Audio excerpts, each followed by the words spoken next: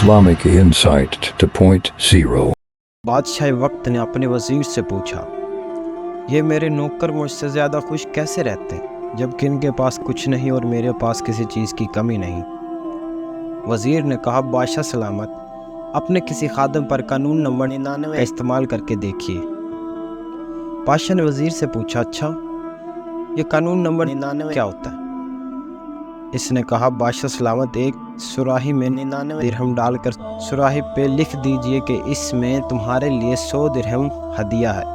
رات کو کسی خادم کے گھر کے دروازے کے سامنے رکھ کر دروازہ کھٹکھٹا کر چھپ جائیں اور پھر تماشا دیکھ لیجئے۔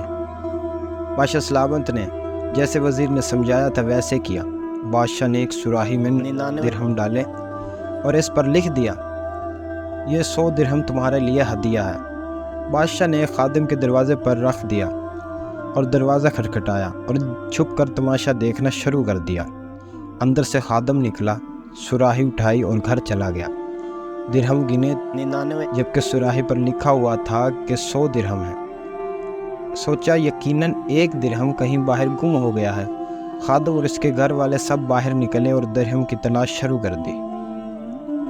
ان کی ساری رات اس تلاش میں گزر گئی۔ خادم کا غصہ دیکھنے کے قابل تھا۔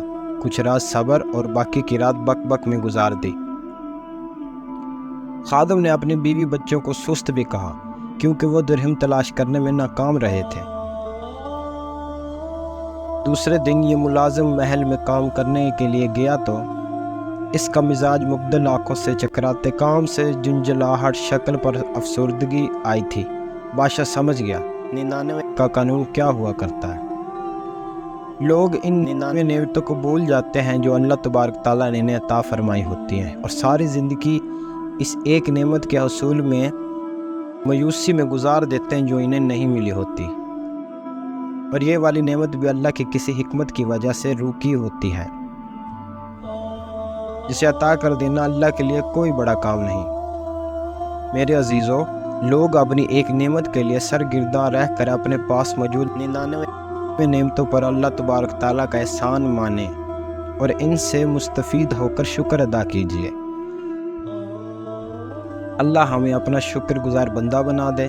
اللہ پاک ہم سب کو اسے سمجھنے اور نیک عمل کرنے کی توفیق عطا فرمائے، آمین۔ ہمیں ہر حال میں اللہ کا شکر ادا کرنا چاہیے۔ الحمدللہ۔